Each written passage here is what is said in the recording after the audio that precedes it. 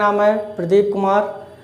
आप देख रहे हैं नंबर 1 सुपर कॉमर्स क्लासेस। इसमें आज मैं लेके आया हूँ नंबर सिस्टम के बारे में मैं सीखेंगे आज इस वीडियो में।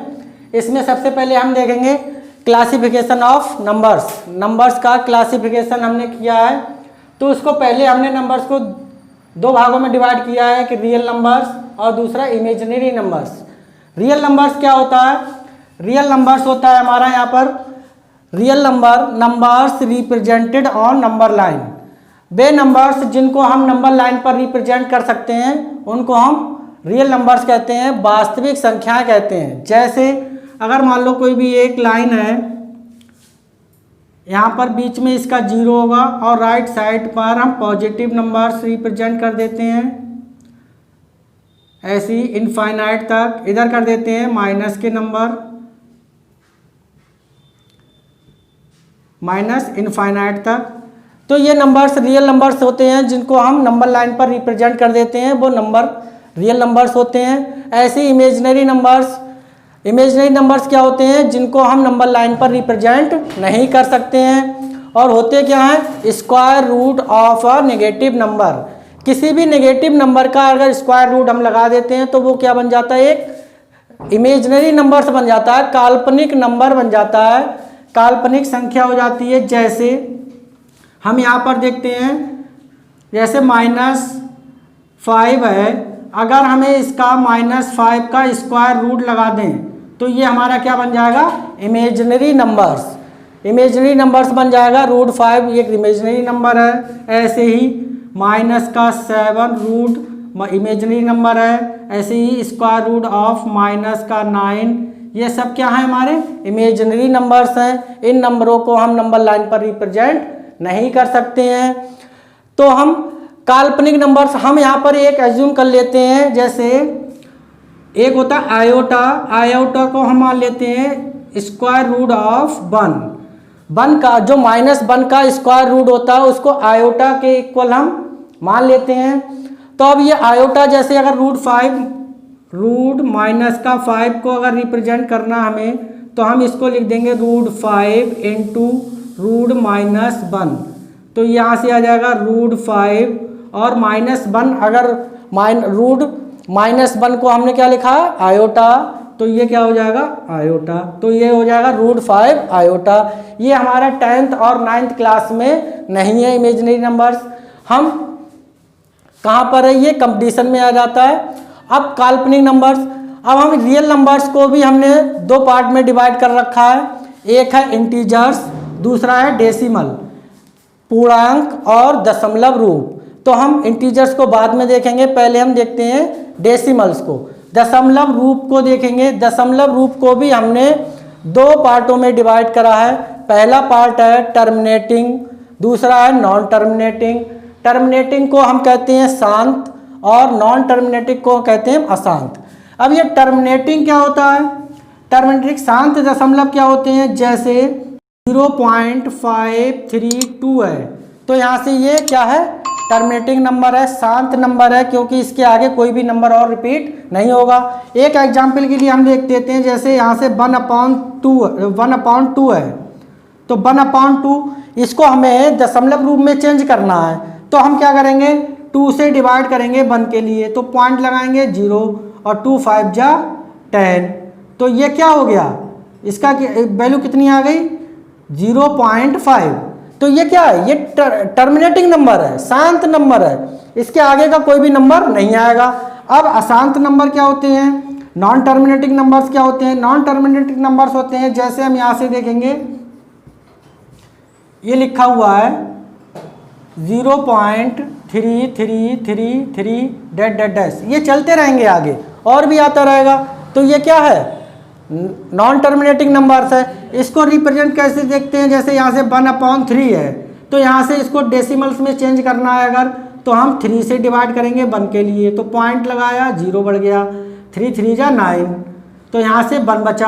अब पॉइंट लगा हुआ है 0 और 3 3 जा 9, फिर 1 बचा। तो ऐसे ही 3 3 चलता रहेगा।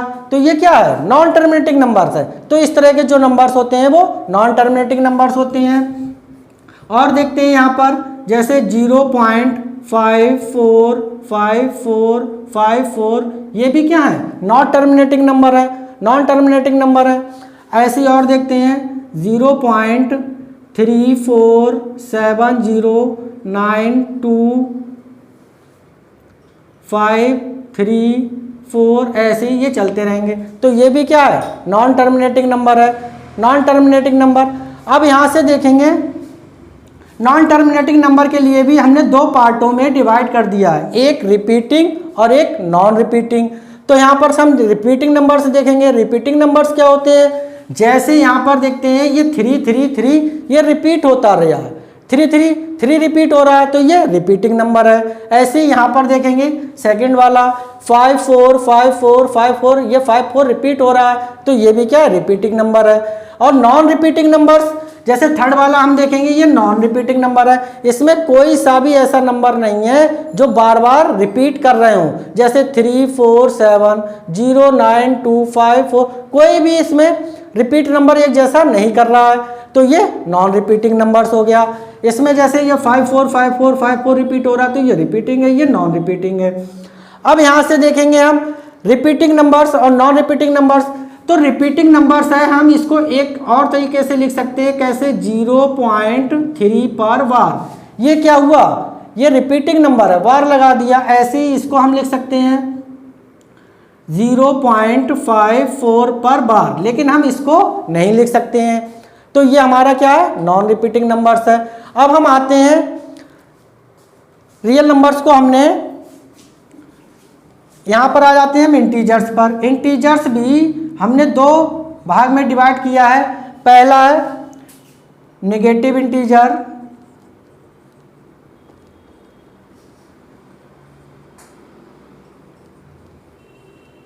दूसरा है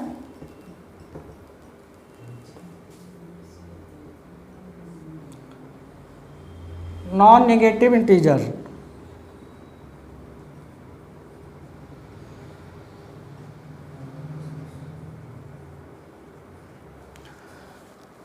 नेगेटिव इंटीजर्स होते हैं जैसे -5, -4, -3, -2, -1, ऐसे इधर और चलते रहेंगे माइनस इनफाइनाइट तक। नॉन नेगेटिव नंबर्स होते हैं जैसे 1 2 3 4 5 डैश इनफाइनाइट तक। तो ये नॉन नेगेटिव इंटीजर्स होते हैं, ये नेगेटिव इंटीजर्स होते हैं। जो माइनस के नंबर्स होते हैं वो नेगेटिव इंटीजर्स, और जो पॉजिटिव नंबर्स होते हैं वो नॉन नेगेटिव इंटीजर्स। हमने इसको एक यहाँ पर और होता है नंबर, वो कौन सा होता है, जीरो भी ये तो ना नेगेटिव नंबर्स होता है ना पॉजिटिव नंबर्स होता है। इसको हम यहाँ से देखेंगे 0 है, तो अगर हम इसको इस वाले समुच्चय में, सेट में अगर इंक्लूड कर लें, क्या, 0 इंक्लूड कर लें, तो ये हमारा सेट जो है ये किसका सेट बन जाएगा। अगर 0 इसमें नॉन नेगेटिव नंबर्स में अगर हम 0 ऐड कर लेंगे, 0 अगर इसमें ले लें सेट में, तो ये हमारा बन जाएगा पूर्ण संख्याएं। क्या बन जाएंगी, पूर्ण संख्याएं, होल नंबर बन जाएगा हमारा, ये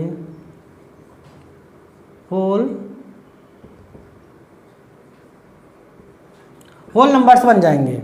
इनको हम क्या कहेंगे, होल नंबर्स। अगर हम इसको यहाँ से 0 को हटा दें, जो हमारा सेट बनेगा जिसमें 0 ना हो, जैसे 1 2 3 4 5 डैश इस तरह के, जो ये नंबर का सेट होगा, इस नंबर को हम कहेंगे प्राकृतिक संख्याएं।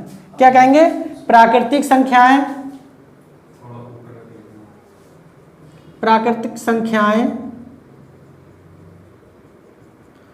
और नेचुरल नंबर्स, तो हम जिसमें 1 2 3 4 5 0 को इंक्लूड ना करें, तो वो बन जाती है हमारी प्राकृतिक संख्याएं, नेचुरल नंबर्स। और जिनमें हम 0 इंक्लूड कर लेते हैं, वो बन जाती है हमारी पूर्ण संख्याएं, whole numbers.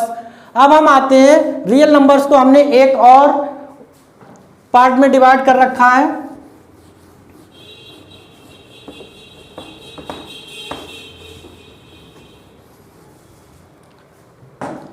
Real number,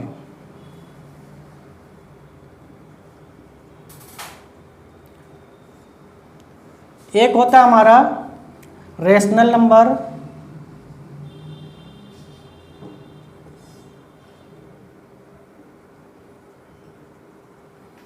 irrational number.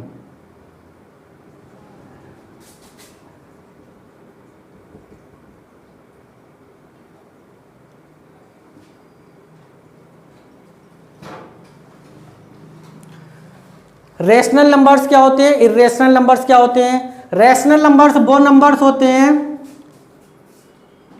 Rational number को हम हिंदी में कहते हैं परिमेय संख्याएं।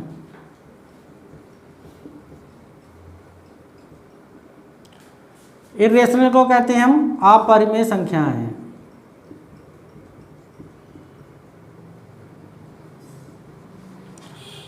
परिमेय संख्याएं, अपरिमेय संख्याएं। अब यहां से हम देखेंगे परिमेय संख्याएं क्या होती हैं। रेशनल नंबर,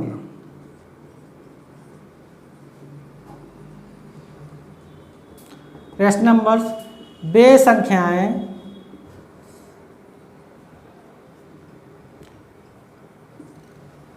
जिनको हम P/Q के रूप में प्रदर्शित कर सकते हैं।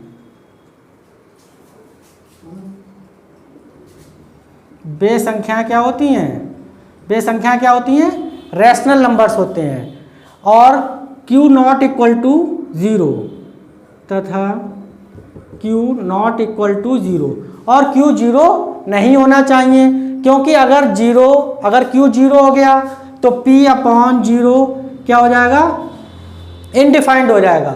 अगर अपॉन में 0 आ गया तो इनडिफाइंड हो जाएगा, इसलिए Q 0 नहीं होना चाहिए। तो वे संख्याएं जिसको हमें P/Q के रूप में प्रदर्शित कर सकते हैं उन्हें हम क्या कहते हैं? Rational numbers. इर्रेशनल नंबर्स क्या होते हैं?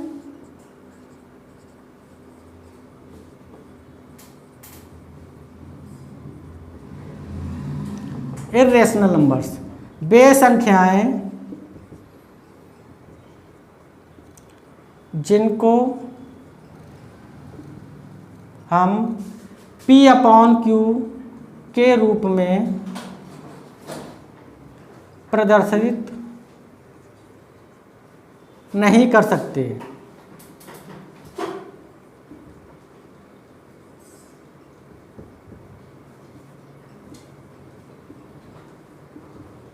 वे क्या होती हैं?